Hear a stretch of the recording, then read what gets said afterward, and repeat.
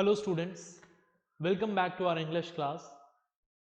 आज हम writing section का जो टॉपिक डिस्कस करेंगे वो टॉपिक है एनालिटिकल पैराग्राफ। ओके, इसी साल ये टॉपिक आपके सिलेबस में ऐड हुआ है, आपके लिए थोड़ा नया टॉपिक है। तो आइए फटाफट से समझते हैं कि ये एनालिटिकल पैराग्राफ क्या होता है और इस एनालिटिकल पैराग्राफ को लिखा कैसे जाता है। तो सुनिएगा ध्यान से कि ये एनालिटिकल पैराग्राफ क्या होते हैं। An analytical paragraph is a form of descriptive writing which is written on the basis of a given chart, graph, data, outline, clues, table, etc. Basically, analytical paragraph यानी एक ऐसा पैराग्राफ जिसे कुछ given information को analyse करके लिखा जा रहा है उसे कहते हैं। मतलब यहां पर एनालिटिकल पैराग्राफ में क्या होता है, आपको एग्जाम में एक ग्राफ दे दिया जाएगा, पाई चार्ट दे दिया जाएगा, कोई टेबुलर डेटा दे दिया जाएगा, ठीक है। ऐसा आपको कुछ डेटा मिलेगा और उस डेटा को इंटरप्रेट करके आपको क्या करना है, एक पैराग्राफ लिखना है। इसी को एनालिटिकल पैराग्राफ कहा जाता है। आपके एग्जाम में एनालिटिकल पैराग्राफ का जो वेटेज है वो वेटेज है 5 मार्क्स का। ठीक है, बात समझ में आ गई। चलिए आगे देखें। While writing an analytical paragraph, one should remember to describe the facts in the best possible manner and to cover the information provided. जब भी आप कोई एनालिटिकल पैराग्राफ लिखें तो इस बात का ध्यान रखें कि जो भी फैक्ट्स हैं उन फैक्ट्स को बेस्ट पॉसिबल मैनर में आप डिस्क्राइब करें और सारी इंफॉर्मेशन को कवर करें। ठीक है, अच्छा, अब एनालिटिकल पैराग्राफ की वर्ड लिमिट कितनी होती है? तो एनालिटिकल पैराग्राफ की जो वर्ड लिमिट होती है वो होती है 100 टू 120 वर्ड्स और ये आता है 5 मार्क्स के लिए। कितने मार्क्स का आता है? 5 मार्क्स का ये टॉपिक हमारे एग्जाम में आता है। ठीक है, एग्जाम में इस क्वेश्चन में आपको इंटरनल चॉइस मिलेगी, 2 क्वेश्चन मिलेंगे जिसमें से आपको कोई एक अटेम्प्ट करना होगा। चलिए अब आगे देखें। ये जो एनालिटिकल पैराग्राफ है, इस एनालिटिकल पैराग्राफ के फीचर्स क्या हैं? तो एक एक करके हम सारे फीचर्स को समझते हैं। पहला, it describe the given chart, table, data, graph, cues etcetera. इसमें आपको कोई चार्ट दे दिया जाएगा, कोई टेबल दे दी जाएगी, कोई डेटा दे दिया जाएगा, कोई ग्राफ दे दिया जाएगा, कुछ क्यूज दे दिए जाएंगे। अच्छा, ग्राफ भी अलग अलग तरह के हो सकते हैं, लाइन ग्राफ हो सकता है, बार ग्राफ हो सकता है, पाई चार्ट हो सकता है। तो आपको बेसिकली कुछ इंफॉर्मेशन मिलेगी, उस इंफॉर्मेशन को इंटरप्रेट करना है आपको। क्या करना है, उसका मीनिंग समझना है, उसको कॉम्प्रहेंड करना है और उसका एक पैराग्राफ तैयार करना है। बात समझ में आ गई? चलिए अगला देखें। It is brief and comprehensive. Analytical paragraph जो होते हैं वो क्या होते हैं? ब्रीफ होते हैं। ठीक है, हमने पढ़ा वर्ड लिमिट कितनी होती है? 100 से 120 वर्ड्स की वर्ड लिमिट होती है। मतलब छोटे होते हैं, बहुत ज्यादा बड़े नहीं होते ऐसे की तरह, और कॉम्प्रहेंसिव होते हैं। कॉम्प्रहेंसिव होने का मतलब है कि कोई भी इंपॉर्टेंट फैक्ट छूटना नहीं चाहिए। जो भी डेटा आपको गिवन है वो पूरा का पूरा डेटा आपको अपने एनालिटिकल पैराग्राफ में इंक्लूड करना है। बात समझ में आ गई? चलिए तीसरा पॉइंट देखें। It state facts that are provided by the chart. अब एनालिटिकल पैराग्राफ में अजम्पशंस नहीं चलते हैं। समझ में आ गई बात? आप अपनी ओपिनियन नहीं रख सकते हो, आपको सिर्फ क्या प्रेजेंट करना है, फैक्ट्स प्रेजेंट करने हैं, जो भी कौन से फैक्ट हो जो चार्ट में गिवन है। अपने बनाए हुए फैक्ट्स नहीं चलेंगे। बात समझ में आ गई? Next, it use simple and accurate language. Analytical paragraph की जो लैंग्वेज है वो टू द पॉइंट होती है, सिंपल होती है, एक्यूरेट होती है। कोई कॉम्प्लिकेटेड वर्ड्स हमको यूज नहीं करने होते। Simple to the point language में फैक्ट्स को प्रेजेंट करना होता है। नेक्स्ट पॉइंट देखिए, it should mention figures and quantities appropriately. आपके डेटा में, चार्ट में, ग्राफ में जो भी फिगर्स और क्वांटिटीज गिवन है वो फिगर्स और क्वांटिटीज आपको एप्रोप्रिएटली लिखनी है। ठीक है, ऐसा नहीं कि भाई चार्ट में लिखा हुआ है कि भाई जैसे for example in India every year या every day 1000 people dies in road accident, तो वो 1000 ही रहना चाहिए पैराग्राफ में। ऐसा नहीं कि पैराग्राफ में आते आते आपने उसको 1000 से 5000 कर दिया या 1000 से 2 कर दिया। ठीक है, जो भी फिगर्स और क्वांटिटीज डेटा में गिवन है उसको अपने एनालिटिकल पैराग्राफ में आप एक्यूरेटली, एप्रोप्रिएटली मेंशन करेंगे। Next, it is appropriate to use the same tense throughout the paragraph. पूरे पैराग्राफ में एक ही टेंस चलेगा। अगर सिंपल प्रेजेंट टेंस में लिख रहे हैं तो पूरा पैराग्राफ सिंपल प्रेजेंट टेंस में लिखिए। सिंपल पास्ट टेंस में लिख रहे हैं तो पूरा पैराग्राफ सिंपल पास्ट टेंस में लिखें। ऐसा नहीं कि कहीं पर प्रेजेंट टेंस यूज कर रहे हो, कहीं पे फ्यूचर टेंस यूज कर रहे हो, कहीं पर पास्ट टेंस यूज कर रहे हो। Clear? Next, no personal observations और रिस्पॉन्स शुड बी प्रोवाइडेड। आपको अपनी खुद की कोई पर्सनल ओपिनियन एनालिटिकल पैराग्राफ में नहीं देनी है। ठीक है, जो फैक्ट और फिगर्स गिवन है वही मेंशन करें, अपनी खुद की कोई ओपिनियन ना दें। Next is, it would be preferable to use the passive form of the verb. ठीक है, इट इज प्रेफर्ड कि आप यहां पर कौन सा फॉर्म यूज करें, पैसिव फॉर्म यूज करें। एक्टिव वॉइस में ना लिखकर पैसिव वॉइस में लिखें। क्लियर? अब एनालिटिकल पैराग्राफ का फॉर्मेट क्या होता है? तो ये जो हमारा एनालिटिकल पैराग्राफ है इसका फॉर्मेट भी बड़ा ही सिंपल होता है। ठीक है, फॉर्मेट के नाम पर सिर्फ 3 चीजें होती है। ना कोई हेडिंग लिखनी है, ना कोई टाइटल लिखना है, ना ही कोई डेट आपको लिखनी है, कुछ भी नहीं लिखना। डायरेक्ट पैराग्राफ स्टार्ट करना है। और कैसे करना है देखिए, 3 चीजें आएगी हमारे फॉर्मेट में। सबसे पहला होगा इंट्रोडक्शन। क्या होगा सबसे पहले? इंट्रोडक्शन। इंट्रोडक्शन में आप क्या बताएंगे? एक्सप्लेन इन 1 और 2 lines the subject of the given graph. कि आपका जो एनालिटिकल पैराग्राफ है वो पैराग्राफ किस बारे में है। ठीक है, आप किस बारे में अपना एनालिसिस लिख रहे हैं वो आप अपने इंट्रोडक्शन में बताएंगे। सेकंड जो है वो होगा बॉडी। ठीक है, अब बॉडी में क्या बताएंगे? Explain in detail what the graph is about. Detail में बताना है कि ग्राफ किस बारे में है। यूज रेलेवेंट फिगर्स, जो फिगर्स आपको गिवन है वो बताएं, ट्रेंड्स बताएं। ठीक है, कंपैरिजन करें, कॉन्ट्रास्ट करें, वो सारा काम किस में होगा? बॉडी में होगा। और उसके बाद लास्ट में आप मेंशन करेंगे किसको? कंक्लूजन को। Conclude the paragraph giving the overall view और समरी ऑफ ग्राफ। ठीक है, ग्राफ की पूरा ओवरऑल व्यू और समरी देते हुए आप अपने एनालिटिकल पैराग्राफ को कंक्लूड करेंगे। क्लियर?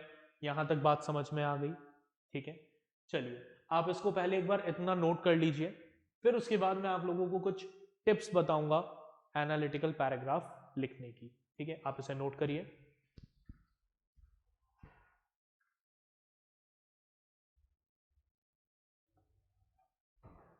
ओके, तो आपने नोट डाउन कर लिया होगा।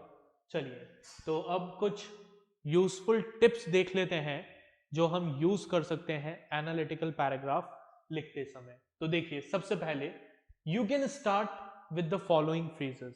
आपका जो एनालिटिकल पैराग्राफ है उन्हें आप किस तरीके से स्टार्ट कर सकते हैं? आप उसे स्टार्ट कर सकते हैं जैसे the chart given about describe. अगर आपको कोई चार्ट दिया हुआ है तो आप शुरू कर सकते हैं that the chart given about describe. अगर आपको कोई टेबल दी हुई है तो आप लिख सकते हैं द टेबल सजेस्ट। या फिर अगर आपको लाइन ग्राफ दिया हुआ है तो द लाइन ग्राफ शोज। या फिर कोई इंफॉर्मेशन दी हुई है so the data given provides information about, या द पाई चार्ट इलस्ट्रेट। तो इस तरीके से आप अपने एनालिटिकल पैराग्राफ को डायरेक्टली स्टार्ट कर सकते हैं।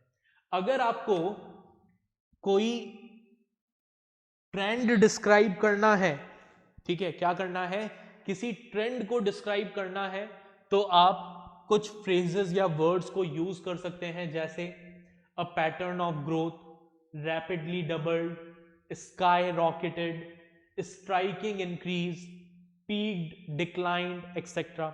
इस तरीके के वर्ड्स को आप यूज कर सकते हैं ट्रेंड्स को डिस्क्राइब करने के लिए। उसी तरीके से अगर आपको क्वांटिटीज को डिस्क्राइब करना हो तो आप कैसे कर सकते हो, 48% of, 1/3 of, almost 80%, majority, on an average, twice as much, highest, lowest etcetera. इनसे आप क्वांटिटी को डिस्क्राइब कर सकते हो। फॉर एस्टेब्लिशिंग अ रिलेशनशिप और कॉन्ट्रास्ट, अगर आपको कोई रिलेशनशिप शो करनी है दो चीजों के बीच में, या दो चीजों के बीच में कॉन्ट्रास्ट यानी कि डिफरेंस बताना है, तो वो आप कैसे कर सकते हैं, वो आप कर सकते हैं इन वर्ड से, जैसे relationship between, similarly, in contrast with, in comparison to, however, whereas etcetera. और अगर आपको कंक्लूड करना है तो फॉर द कंक्लूजन आप यूज कर सकते हैं overall the data presented tells us this and that, subsequently, in all, in a nutshell. ये सबसे कॉमन है, इन अ नटशेल कंक्लूजन के लिए मैक्सिमम यूज किया जाता है, ठीक है, इन शॉर्ट एक्सेट्रा। इस तरह के कुछ वर्ड्स और फ्रेजेस हैं जिन्हें आप यूज कर सकते हैं, किस लिए, अपने एनालिटिकल पैराग्राफ को अट्रैक्टिव बनाने के लिए। तो आप इनको भी नोट डाउन कर लीजिए। उसके बाद हम इस टॉपिक का कुछ क्वेश्चन आंसर वाला पार्ट डिस्कस करेंगे, ठीक है, इसे नोट डाउन कर लीजिए।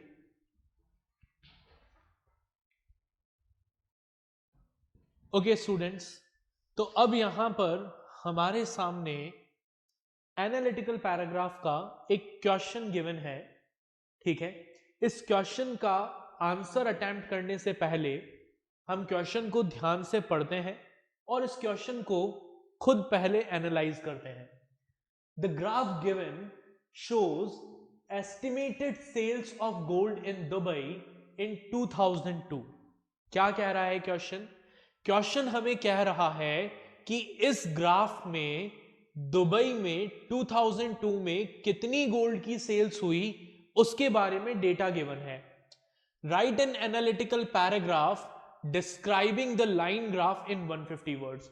तो इस लाइन ग्राफ को डिस्क्राइब करते हुए एक एनालिटिकल पैराग्राफ लिखिए, कितने वर्ड्स में, 150 वर्ड्स में। अब देखिए क्या गिवन है हमें, यहां पर हमें सेल्स गिवन है, ठीक है, यहां पर मैं लिख देता हूं दिस इज व्हाट, ये एक्सेस किस चीज का है,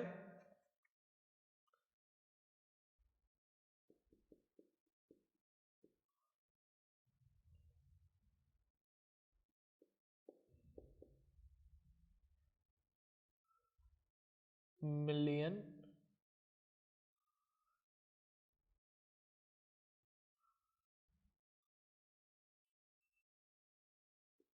दिरहम्स। तो दिरहम्स जो है वो बेसिकली दुबई की करेंसी है, ठीक है।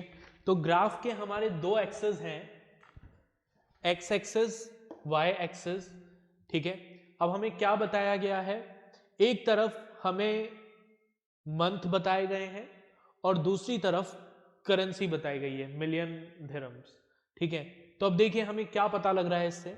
हमें पता लग रहा है कि जनवरी 2002 में दुबई में कितना गोल्ड सेल हुआ,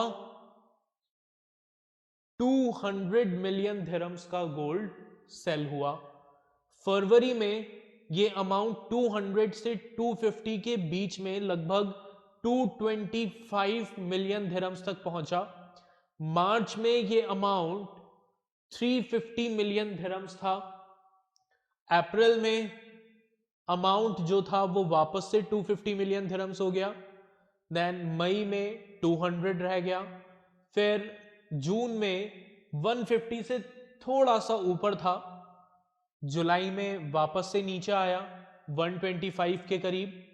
देन अगस्त में वापस से राइज हुआ, 200 से थोड़ा सा ऊपर मार्क को उसने टच किया।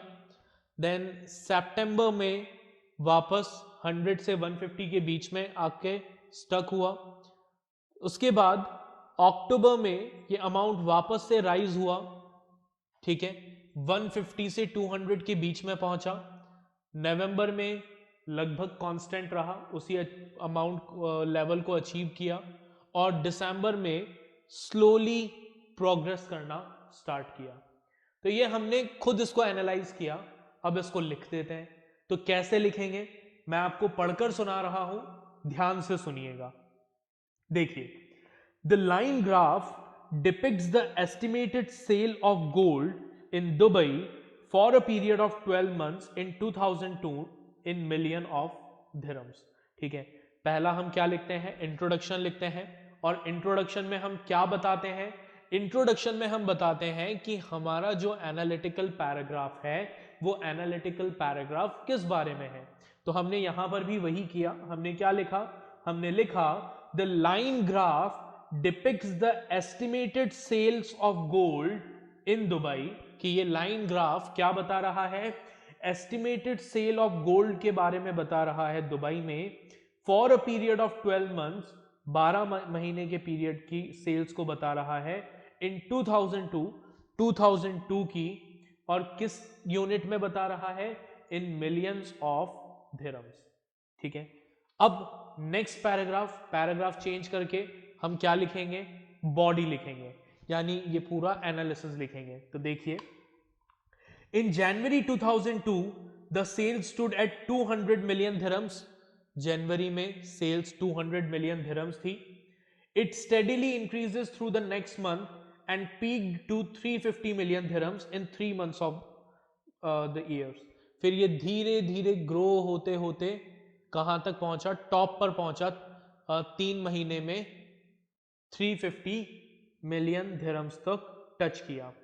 However, the gold sales started to plummet over the next 3 months। फिर उसके बाद अगले 3 महीने यानी कि अप्रैल, मई, जून और जुलाई क्या हुआ, ये डाउन होता गया। ठीक है, and hit 110 million dirham in the month of July. जुलाई में ये अमाउंट कितना रह गया, 110 मिलियन दिरहम्स तक डाउन आ गया। Unexpectedly, the sales doubled in August before coming down to the same level as in July for the month of September। और unexpectedly क्या हुआ, ये अमाउंट अगस्त में एकदम से डबल हो गया। देखिए 150 था, 150 से लगभग ऊपर आ गया। The sales doubled in August, ठीक है, before coming down to the same level as in July. और उसके बाद जुलाई में वापस से उसी लेवल, सॉरी सितंबर में वापस उसी लेवल पर आ गया जिस लेवल पर जुलाई में था। For the next 2 months of the year the gold sale levelled off to 180 million dirham. फिर अगले 2 महीने यानी कि अक्टूबर और नवंबर में जो सेल का लेवल था वो लगभग सेम रहा, 180 के अराउंड। ठीक है, and then slightly increased in December. और दिसंबर में थोड़ा सा इंक्रीज हुआ। Overall the estimated gold sales fluctuated in 2002। तो ओवरऑल अगर हम कहें तो जो गोल्ड की सेल्स थी वो फ्लक्चुएट होती रही। The sales were the highest in the month of March, मार्च के मंथ में सेल्स सबसे ज्यादा थी, एंड